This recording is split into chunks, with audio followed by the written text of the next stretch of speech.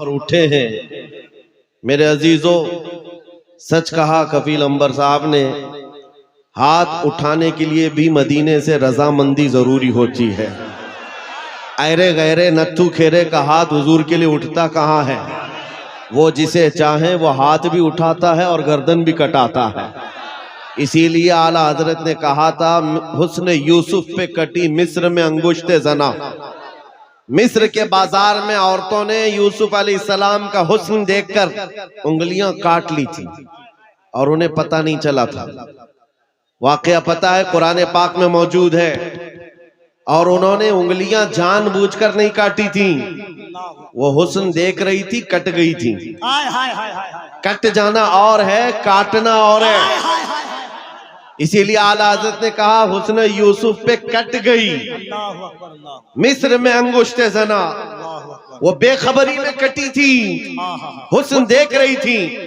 लेकिन ऐ आमिना के लाल, तुम्हारा मकाम और मर्तबा ये है, यहाँ आपके दीवाने आपका हुस्न और आपका चेहरा नहीं, बल्कि फकत नाम सुनकर ही उंगलियां काटते नहीं, गर्दन कटाने पर तैयार है। नारे तकबीर, नारे रिसालत, मुहाफिज़े नामूसे रिसालत। मेरे अजीजों, और ये तारीख आज तक मौजूद है। अंग्रेज एक बड़ा मौर्रिख है, जॉर्ज बर्नार्ड शॉ, उसने कहा है, दुनिया में बहुत सारे इनकलाब आए, रेवोल्यूशन आए, और जो शख्स इनकलाब लाता है वो जब तक जिंदा रहता है उसकी तहरीक भी जिंदा रहती है, उसकी तंजीम भी जिंदा रहती है।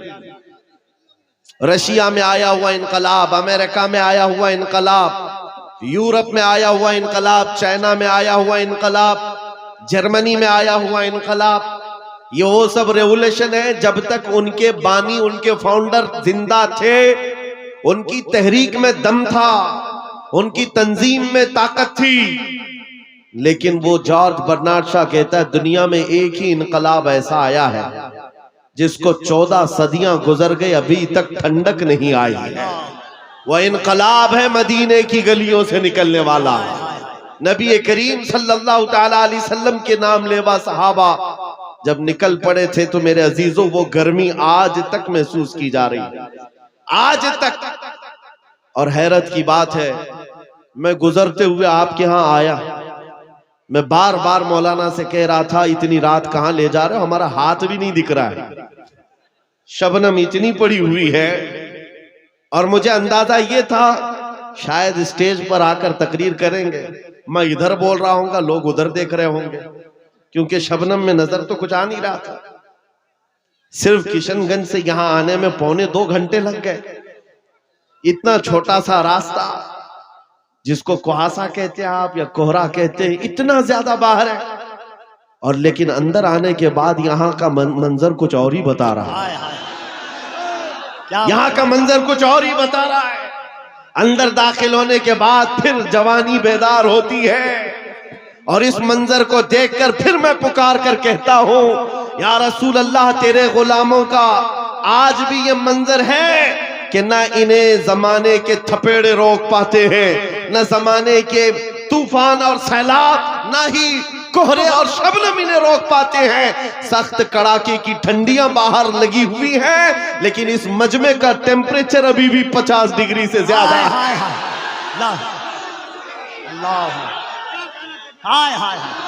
लब्बैक या रसूल अल्लाह। और एक बात याद रख लें, और एक बात याद रख लें, ये 50 डिग्री जो टेम्परेचर है, यहाँ पसीने भी आ रहे होंगे लोगों के।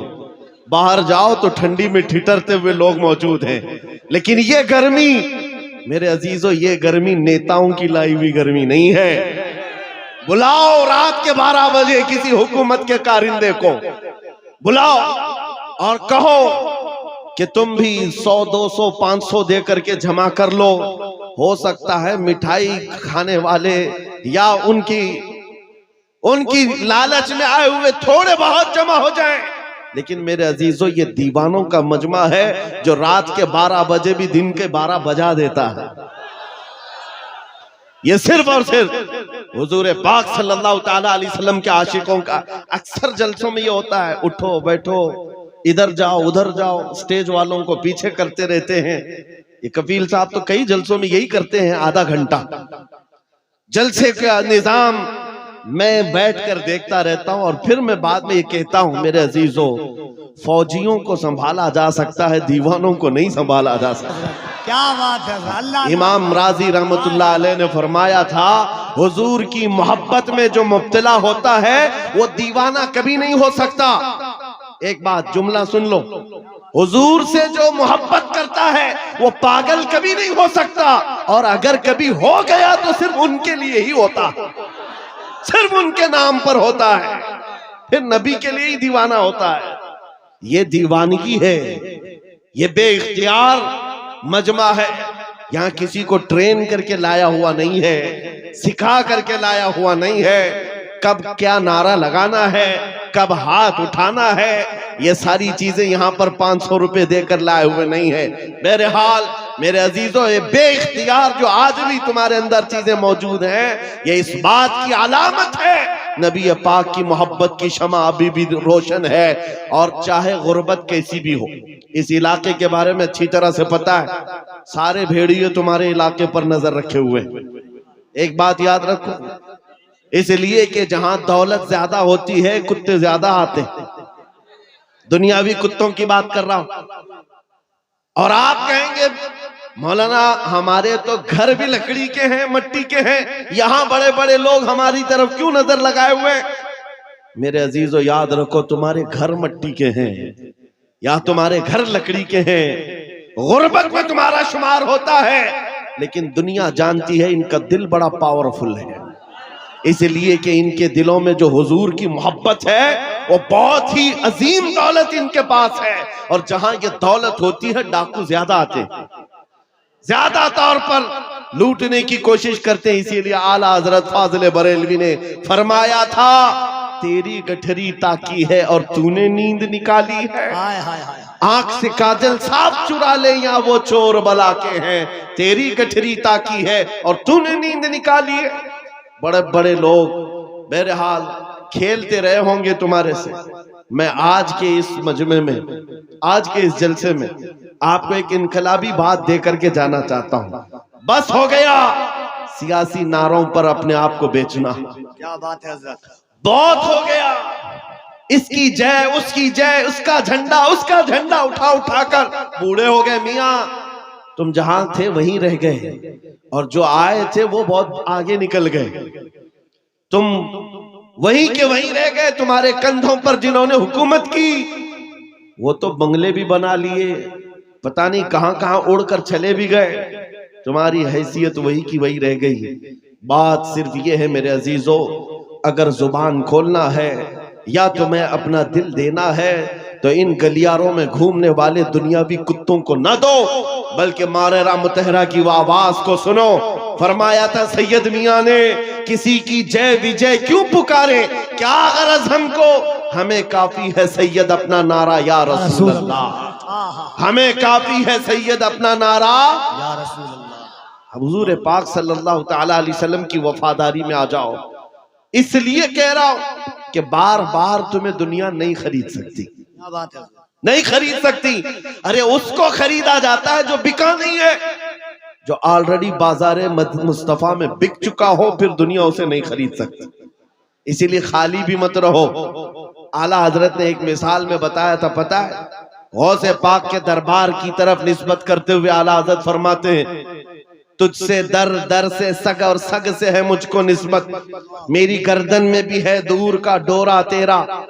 सग किसको कहते? कुत्ते को कहते हैं। आला हजरत गौसे पाक के दरबार से अपनी निस्बत बता रहे हैं। सरकार गौस आपके दरबार से आपके दर को, आपसे आपके दरबार को निस्बत है, आपके दरबार से आपके यहाँ पलने वाले कुत्ते को निस्बत है, और उस कुत्ते से अहमद रजा को निस्बत है। दूर का डोरा भी है मेरे गले में, निस्बत तो है दूर की, लेकिन मुझे जो बताना है वो ये है। तवज्जो है आपकी? मुझे जो बताना है वो दूसरा मिसरा है।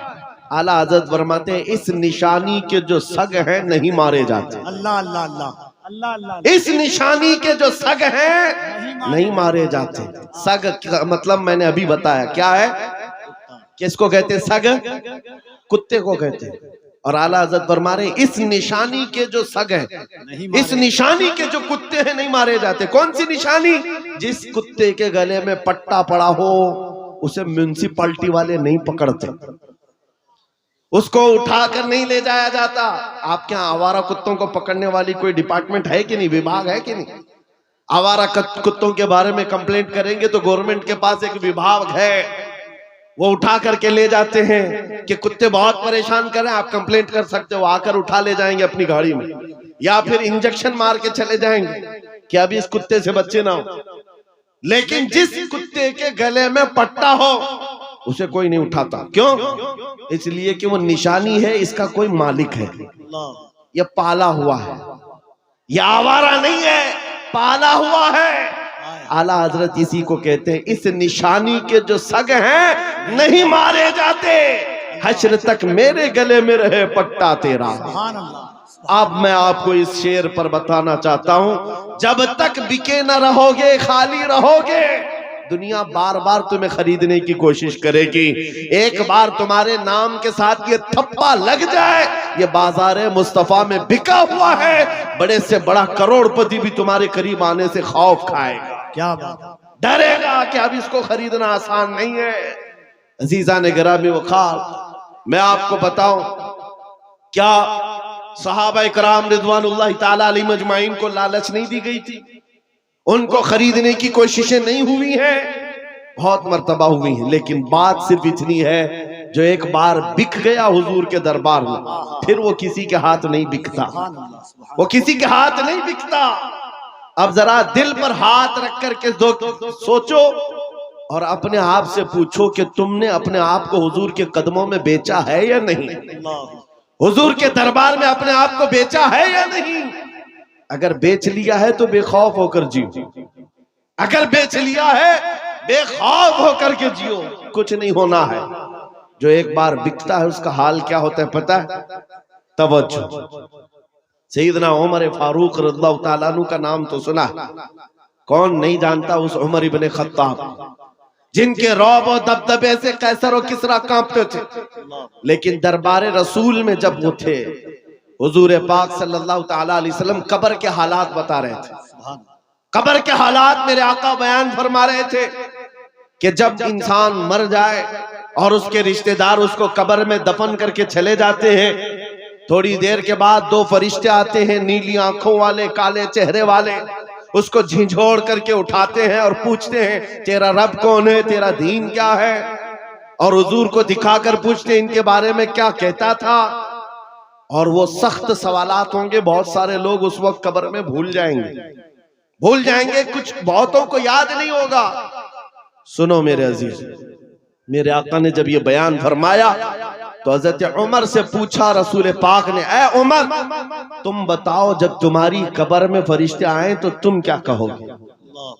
तवज्जो है, किसके बारे में? मुनकर नकीर जब आएंगे तब तुम क्या जवाब दोगे? ये तो डर की बात थी, खौफ की बात थी। कब्र में कौन नहीं डरेगा, सोचकर आज डर लगता है। हजरत उमर ने पहले हुजूर से ये पूछा, या रसूल अल्लाह आप सिर्फ इतना बता दे, आज जो मैं आपसे मोहब्बत करता हूँ, क्या मेरी मौत के बाद भी ये मोहब्बत कायम रहेगी? ये मोहब्बत कायम रहेगी? हुजूर ने फरमाया, ऐ उमर वो दुनिया की मोहब्बत है जो मौत के बाद खत्म हो जाती है, और जो मुझसे मोहब्बत करता है वो हश्र तक बाकी रहती है। तब हज़रत उमर ने क्या कहा, वजद में आ गए, खुशियों में आ गए, कहा या रसूल अल्लाह फिर खौफ किस बात का, अगर आपकी मोहब्बत मेरे साथ है कब्र में भी तो मुनकर नकीर को मैं खुद निपट लूंगा, मैं खुद निपट लूंगा।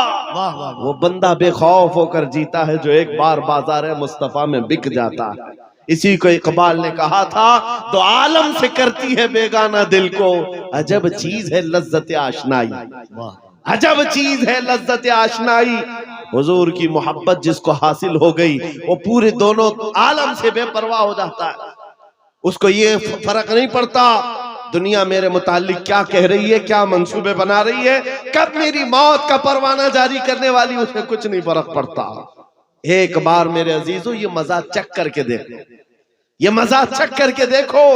हुजूर पाक की मोहब्बत में दिल के धड़कने की आवाजें सुन करके तो देखो, लज्जत क्या होती है, जिंदगी क्या होती है। ये जो आज हमारा नौजवान आवारा गर्दी में भटक भटक करके रूह को बेकरार कर चुका है, कितने ऐसे हैं, एक दो नहीं, हजारों की फहरिस्त हमारे पास आती है जो नौजवान रात की बेकरारी और दिन की बेकरारी में है। इनको सुकून और इत्मीनान गारत है। लोगों के मैसेजेस और उनके मामला पढ़ पढ़ करके थक चुके हम। क्यों? इनको करार नहीं, सुकून नहीं। कई लोगों की शिकायतें ये हैं कि जॉब भी है, इनकम भी है, घर भी है, सब कुछ है, चैन और सुकून नहीं है, दिल को करार नहीं है, दिल को चैन और सुकून नहीं है। क्यों?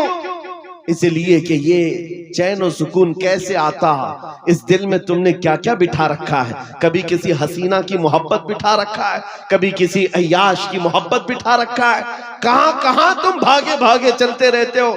इस दिल को बेकरार तो होना ही है, इस दिल को बेकरार होना ही है। और इसीलिए आला हजरत की सुनो, दिल कौन सा मुतमईन होता है, कौन सा दिल मुतमईन होता है? दिल है वो दिल जो तेरी याद से मामूर रहा। अल्लाह अल्लाह अल्लाह। दिल है वो दिल जो तेरी याद से मामूर रहा, और सर है वो सर जो तेरे नाम पे कुर्बान गए। अल्लाह अल्लाह अल्लाह। और दिल में हुजूर की याद नहीं है। मेरे अजीजों, यहाँ पर एक परिंदा उड़ रहा है, सारे लोग उसको देख रहे हैं इसको आपके मजमे में। इसको बंद कर दीजिए आप लोग, गुजारिश। हाँ, सरकार गौसे पाक का वो जलसा मुझे याद आ रहा है।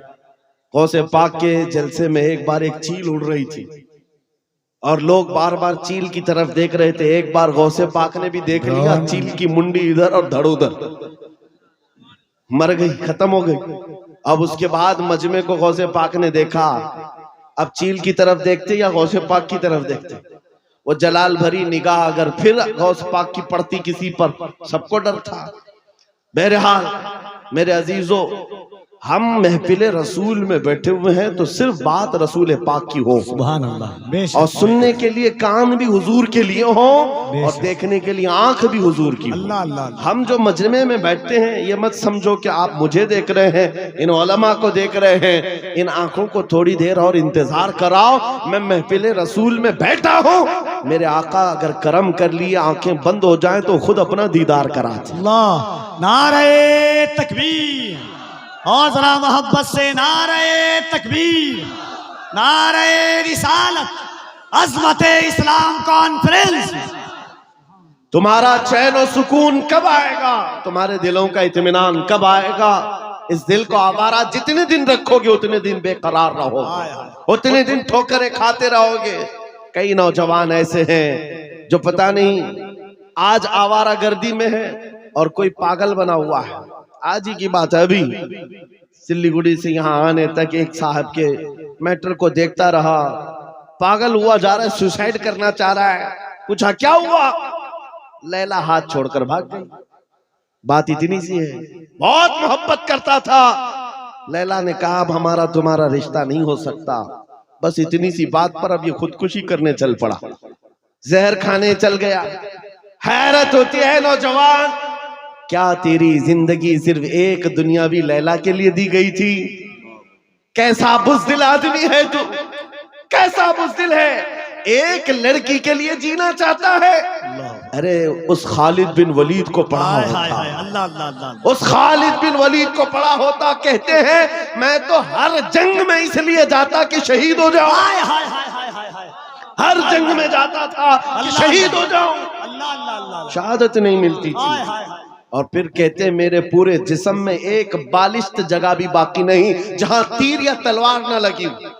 125 जंगों में शरीक हुए, एक ही जंग है जंगे मौता, जिसमें 9 तलवारें उनके हाथ से टूटी हैं।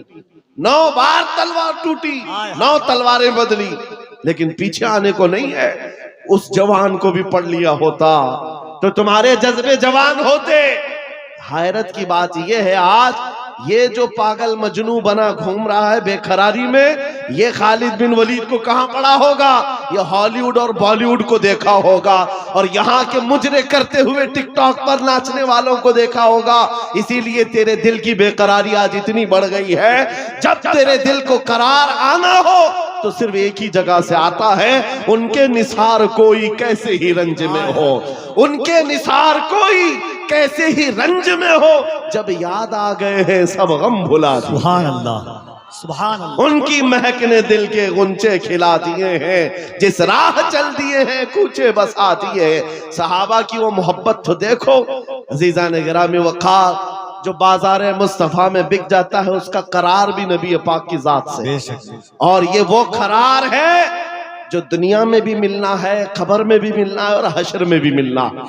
आला हजरत को देखो, कई जगह कई मर्तबा तुम्हारे साथ ऐसे हालात आएंगे, दो चीजों से बार बार तुम्हें दुनिया खरीदती है, एक औरत, दूसरे दौलत।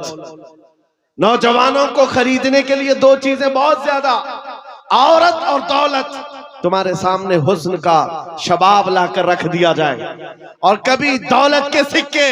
ऐ नौजवानों, इसीलिए मैं कहता हूं एक बार अपने आप को बाजार मुस्तफा में बिक जाओ, बाजार नबी में बेदाम ही बिक जाइए बाजार नबी में। इस शान के सौदे में खसारे नहीं होते, इस शान के सौदे में खसारे नहीं होते।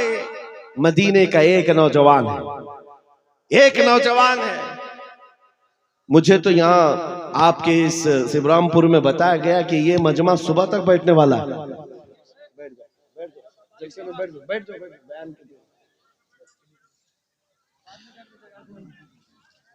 मेरे अजीजों, तवज्जो है आपकी। देखिए, जब बात हो रही होती है, हमें इस बात से हमेशा उलझन हुई है, पैसे ला कर देना या फिर कलाम में डिस्टर्ब करना, ये मुनासिब नहीं होता महफिल के आदाब समझा कर। बल्कि बुजुर्गों ने फरमाया, जब कोई शेख बात कर रहे हो और आप महफिल में आ रहे हो तो आपको सलाम करना भी मना है, कि आप बैठ जाओ उसी वक्त कि वहां पर मुज़ाकरा चल रहा है, खिताबत चल रही है, आपके सलाम का अगर जवाब नहीं देंगे तो क्या होगा, ऐसे ही चला जाएगा। महफिल के आदाब भी समझा करें, हर चीज का एक वक्त होता है। ताजमहल नहीं देखा तो कोई बात नहीं, मौका महल जरूर देखा। बहरहाल, मदीने तैयबा का एक नौजवान है, यहूदी घर का, माँ बाप दोनों यहूदी। बेटा एक दिन मस्जिद नबवी के पास से गुजर रहा था, हुजूर पाक सल्लल्लाहु अलैहि वसल्लम के चेहरे जमाले जहां आरा को देखा और खड़ा रह गए। हुजूर मस्जिद नबवी में अंदर है, सहाबा से कलाम कर रहे हैं, ये बाहर टकटकी बांध कर देखता रहा, दिल भरता नहीं था। मेरे अजीजों, हमने देखा है अपने मुर्शिद को घंटों देखो तो दिल भरता नहीं था, और वो तो सरकारे दो आलम का मंजर क्या होगा, हुजूर पाक सल्लल्लाहु ताला अलैहि वसल्लम के दरबार का हाल क्या होगा। वो नौजवान खड़ा रहता और शाम होती तो घर चला जाता। किसी ने देख लिया उसको और जाकर उसके बाप से शिकायत की, बाप भी यहूदी है, माँ भी यहूदी है, बेटा कहाँ से ये मोहम्मद सल्लल्लाहु अलैहि वसल्लम को देखने चल पड़ा, ये हुजूर को क्यों देखता है। बाप से आकर किसी ने शिकायत की, बाप बड़ा सख्त था और दुश्मन रसूल भी था। बेटे को बुलाया और कहा, क्या तू रोजाना जाकर मोहम्मद को देखता है। उसने कहा, हाँ मुझे लगता है उनसे मोहब्बत हो गई, ऐसा लगता है, मैं रोज खिंचा चला जाता हूँ। इतनी बात पर बाप ने मारना शुरू किया, एक दो मार नहीं, बहुत मारा। कहा, कल से उस रास्ते से भी ना गुजर। लेकिन दीवाने को जब एक चीज की आदत पड़ जाती है, पूरी दुनिया फिर उसे खरीद नहीं पाती। बाप की पाबंदियां अपनी जगह पर, बेटा चाहता था दूसरे रास्ते से जाए, कदम इधर ही खींचे चले आते थे। बारगाह मुस्तफा में आकर फिर खड़ा रहता, ईमान लाया हुआ नहीं है, मुसलमान नहीं है, यहूदी है, यहूदी के घर का बच्चा है, लेकिन हुजूर के जमाल को देख रहा है और सिर्फ देखता रहता। शाम होती वापस आता। एक दिन बाप ने आकर पकड़ लिया और वहीं से मारते हुए ले गए और घर ले जा करके जंजीरों में बांध दिया। आज के बाद से घर से बाहर ही ना निकल। माँ भी मारती थी, बाप भी मारता था, अकलौता बेटा था। बहरहाल, किसी आशिक को अगर सबसे ज्यादा अजियत दी जा सकती है तो उसके महबूब की जुदाई। तनम फरसूदा जा पाराज हिजरा या रसूल अल्लाह। अल्लाह अल्लाह या अल्लामा जामी ने कहा था, तनम फरसूदा जा पाराज हिजरा या रसूल अल्लाह, आपसे जुदाई के गम में आका मेरा जिस्म टुकड़े टुकड़े हुआ जा रहा। अल्लाह। एक आशिक दूरी को बर्दाश्त नहीं कर पाता। उस नौजवान का हाल भी यही हो गया, बीमार हो गया। बीमार हो गया 2 दिन 4 दिन 8 दिन 10 दिन, बीमारी बढ़ती गई, उसकी जंजीर तो खोल ली है। अब जब इलाज किया जाने लगा तो तबीब और हकीम थक गए, कहा कि इसका इलाज मुमकिन नहीं है, ये पता नहीं बड़ी खतरनाक बीमारी में है, मौत के करीब आ चुका है। बस 2-4 दिन का मेहमान है, जो खाना चाहे खिला दो, जो पीना चाहे पिला दो। जब माँ बाप को ये खबर मिली कि हमारा जवान अकलौता इस दुनिया से जाने वाला है, अब वो उनके दिल मचल पड़े, रोने लगे कि हमने अपने बेटे के साथ क्या कर दिया।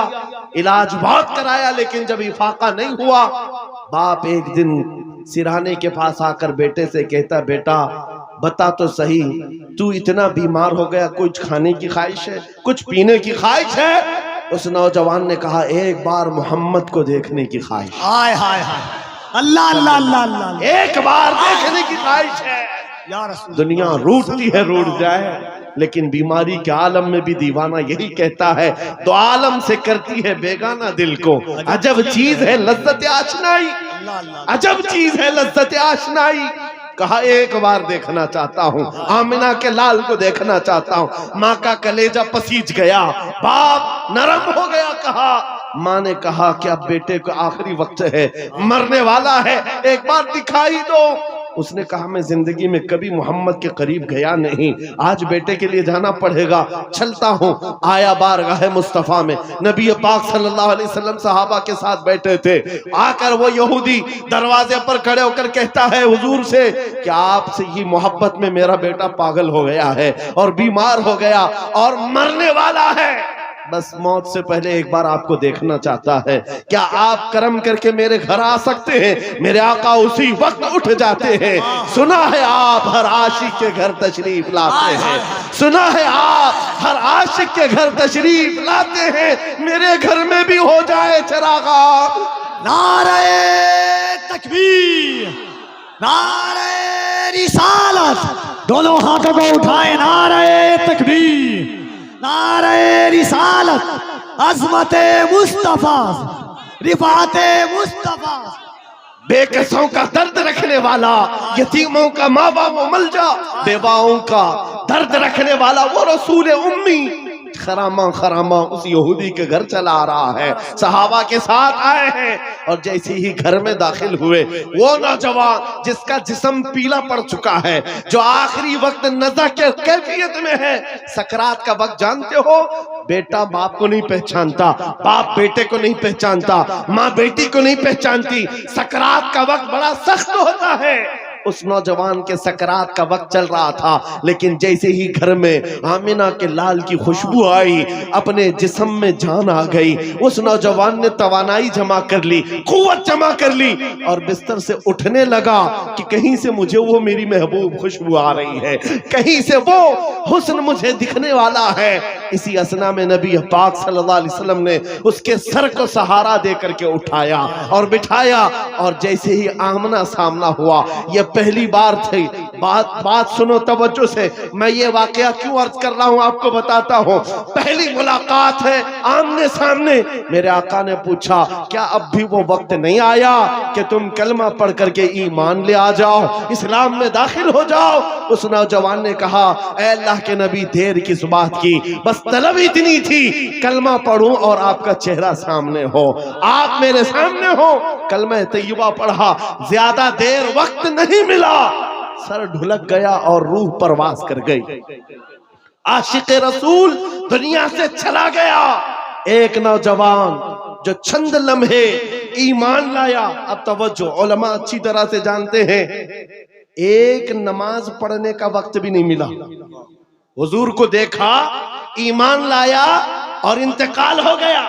एक नमाज का वक्त भी नहीं आया जिंदगी में, एक रोजा रखने का वक्त भी नहीं आया, ज़कात भी नहीं दे सका, हज जाने का मामला ही नहीं आया, अरे कोई नेकी नहीं कर सका, इतना वक्त ही नहीं मिला, बस शॉर्ट पीरियड। एक बार ईमान लाया और इधर रूह परवास कर गई। लेकिन मकाम क्या है उस जवान का, मकाम क्या है? अल्लाह अल्लाह, वो सहाबियत के उस मकाम पर पहुंच गया जहां गौसे पाक फरमाते हैं वक्त का गौस और कुतुब भी उनके घोड़े के टाप से उड़ने वाली धूल के बराबर भी नहीं हो सकता।